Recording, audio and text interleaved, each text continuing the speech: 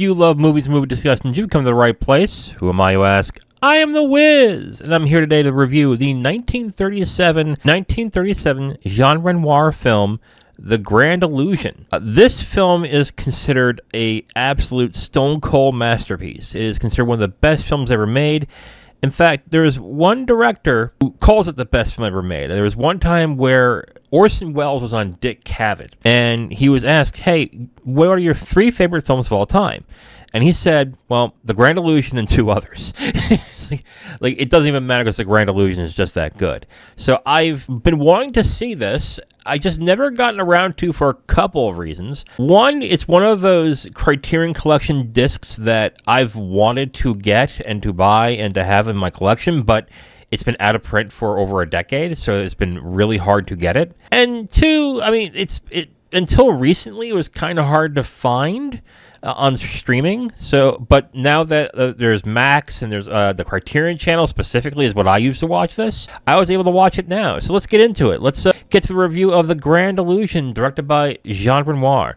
So before we get started with the review, let's go with the plot. And the plot's fairly simple. Basically, there are 2 French soldiers that were captured and imprisoned in a German POW camp. This film chronicles them trying to escape those POW camps until they are then sent to an impenetrable fortress to prevent them from trying again from escaping. So now that we got into the plot, that's pretty basic. Let's get into my 3 points of the film. The first one I want to talk about are the class dynamics in a war setting. In most movies nowadays, especially that are set in World War II and after, class really doesn't get talked about except in like specific movies for specific reasons. But the class differentiation in this movie is incredibly stark. Officers are considered more of the upper crust. They usually are rich people, and they speak in a more dignified, much more intellectual manner.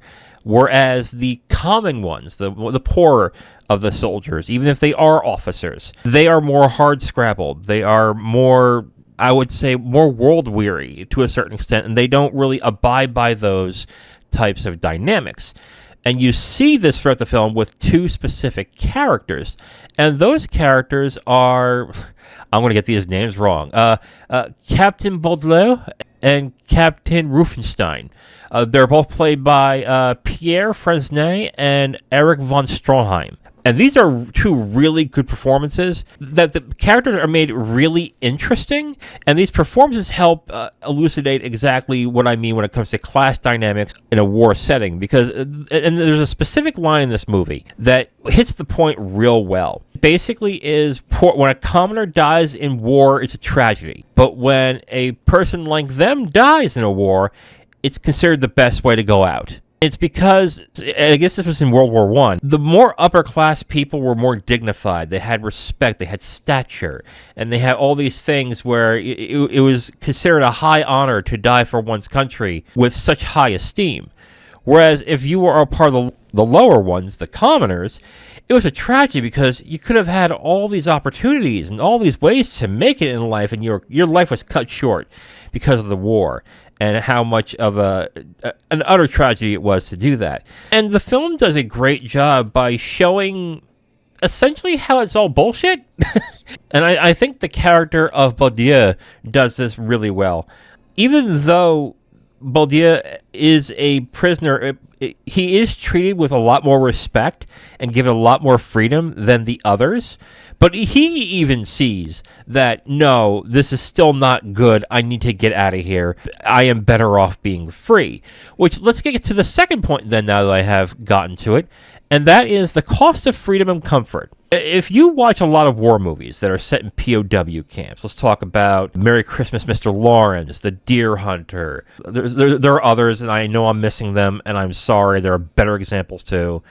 But movies that are set in or have sequences in POW camps, what are the common things you see? Cruelty, starvation, abuse, human depravity, just people being treated like absolute crap and killed for it as well if they try and escape. In this movie, it's really different. And I don't know if this is because this is exactly how it was in World War I, because I'm not a historian, I don't know, or if this is more of a dramatization to prove a higher point. But what becomes really odd watching this, if you're used to the type of movies I just talked about, is that the men who are POWs are treated with a lot of respect. No, maybe not respect, but they're treated really well. They're fed, they're clothed, they're given entertainment. They're not treated like pigs. They're not treated like prisoners. They're treated like they're in like a hotel of some sort. And it's really weird to watch that and then still watch these guys want to get their freedom and get out. Now, it can be argued that the reason why these men want to get out while still being treated fairly well for POWs is more of a sense of duty than it really is the sense of getting out of that situation. But I don't necessarily, because it is shown throughout the film through dialogue and through the characters, is that some of these characters really feel that this war was pointless and they do not want to participate. They just want to get out of here. And again, despite the fact that they are treated incredibly well when it comes to being POWs, I really don't want to say incredibly well, because they're still prisoners of war. Despite being in relative comfort and being treated very well, they still want to escape and be free to do what they want to do. This really comes across like a philosophical point when it comes to governments and things like that. I remember distinctly when people would talk about in the 2000s when it came to privacy and safety. And it's basically, you ask the government to keep you safe, but by doing that, you sacrifice your freedom to do so. And I think this film really illustrates that point really well, whereas they are being taken care of, they are being treated very well, they're safe, they're comfortable, but they're not free. They are not even close to being free. They are prisoners. And I think this is a great movie to really illustrate the fact that despite them living fairly well, they want more and they want their freedom to get more. And that is also shown very well that, spoiler alert, they do escape. When these prisoners do escape, they are not in good shape when they escape, but they do it anyway, and they don't look back. And that is really the cost of freedom. Because when you have freedom, there is more opportunities to get into worse conditions, but you are free to get yourself out of it and put yourself into it if you choose to. I think in this case, The Grand Illusion does a fantastic job of showing that. And it's something that I would really like to show people at times when they want to talk about how they want their government to have more power to make them more comfortable and what the costs of that is. Not saying it's right or wrong, but I think it's a good thing to show some people in that instance. And let's get to my third point, a war's illusory appeal to ending conflict. This is another thing that this film shows, I would say it more talks about than shows. There is the talk of, in this scene with certain soldiers, how this is the war to end all wars. After this, there are no more wars, and this and that. And there's a character that says, that's bullshit. That ain't happening. There's always going to be war. I think this is shown more with the dynamics between the captors and the captees, in that everyone thinks this war is going to end soon, and we might as well keep the peace now, because when this is over, then they'll remember how we treated them, and there won't be any hard feelings. Of course, if you know about what happened in World War I, the Germans did not end very well in that one, and they became bittered, which then kickstarted World War II. I think the appeal that the film has when it comes to the illusion of war-ending conflicts could have been done a little bit better. I mean, the entire film is called The Grand Illusion, and it is the illusion of the fact that war doesn't end conflicts. It just begets more conflicts. And I see it in this film, I do, but I find the power more of the cost of freedom and the class dynamics to be a much more interesting and engaging aspect of this movie that I liked the most out of it. I will say this, though, okay, in my defense, this is definitely a film that I would like to see again, and that I would like to get more out of as time goes on, because maybe I missed those specific parts. More than willing to agree with that part, but I just think I think the first 2 points that I talked about, I think are much more interesting than I think the point of what the title means of the film. Okay, so who do I recommend this for?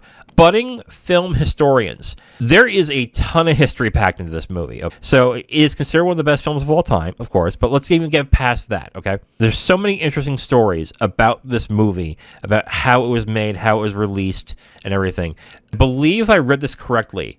When the Nazis invaded France, this is the very first film that Goebbels decided to ban outright. Literally said, you can't show it, no one can have it. This film is forbidden to be shown. And I can kind of get why, but there is a lot of interesting facts and things about this film that if you want to learn more about how the film was made and what happened afterwards and its importance in film today, I think if you're a film historian, you have to see this and then read more about it to get more out of this, because it's considered a very important film. And the other type I would recommend it for, if you enjoy films that start conversations, this is one of the types of films that I love. Even when I don't like them, it's something that I can have an engaging conversation with somebody about the film to see what they got out of it, what they think about it, what they're thinking of after it. This is definitely a film that after I watched it, I kept thinking about it more and more as time went on. I got out of it thinking that was good, but not great. But as I am thinking about it more and more, I understand its greatness. Did it affect me that way? Not really, but on the other hand, it was interesting the way that it has a long tail long after that you watch it. Okay, so who do I not recommend this for? Fans of war and escape movies. Now, it is a war movie. It is a prison escape movie. Yes, it's all those, but they are the least important things about this movie. If you are watching it for those specific scenes, I would say you might not be interested in this very much. And the other that I wouldn't recommend it to is if you have no interest in European cultures during World War I. I think this is one of the interesting things about this film is that it talks about mainly cultures in World War I when it came to European countries, like the aristocracy and stuff like that. And this would be the last time you would see the aristocrats after this point, and how they act and how they engage with other people. I think this is what most of the film is about, to be absolutely honest. So if you're not into that, this would probably be a hard avoid. It's also obvious to ask, if you're not into black and white or foreign language films, of course, do not see it. That this film is both. So I'm not even broaching that subject. If you're not interested in class dynamics and more, I hate to say intellectual, but if you're not interested in the subjects, the class dynamics, the talk of the cost of freedom and conflict and comfort, but you're more interested in it's a war movie, I want to see gunplay, I want to see conflict like that, you're not going to see it in this movie. So that's who I would not recommend this for. Overall, I recommend The Grand Illusion. This is something that I will want to watch again. I didn't love it, but I can definitely see why people do love this film. I would definitely recommend it, especially if you're into films that make you think and will give you long-lasting conversations with other people who have also watched it. If you're into that aspect of films, then I would definitely watch this. But I do recommend it, but not heavily, but I will watch it again at some point. So I recommend The Grand Illusion. Now, if you want my full review on this movie, you can go to my website at IamTheWiz.com. You'll have my full written review right on the site, along with a link to the video that has this review that you've just listened to. Okay, so next week we are watching Thanksgiving films. And let me tell you something. There's not a lot of Thanksgiving films. There really isn't. And I had to search. With the choices of being Jack and Jill, Scent of a Woman, Family Thanksgiving, and a bunch of others, I had to really search for some of these. But I found some interesting ones that I'm actually quite happy I found. I'm going to watch on Tuesday and review the 1997 indie comedy The Day Trippers, starring Parker Posey, Hope Davis, and Stanley Tucci, directed by Greg Mottala. I remember this a little bit when it came out. Like, this was a very small film. This is around the time where I was interested in film and watching different types of film, but I wasn't quite there at the independent scene yet. So I know about this film, but I haven't seen it. I don't know much about it, but apparently this is a Thanksgiving film, or it's set in Thanksgiving, or it has themes in Thanksgiving. So I am interested in seeing how this turns out. So tune in next week where I review The Day Trippers, starring Liev Schreiber, Parker Posey, Stanley Tucci, and Hope Davis, directed by Greg Mottala. I am The Wiz, and I'll talk to you next time. Bye.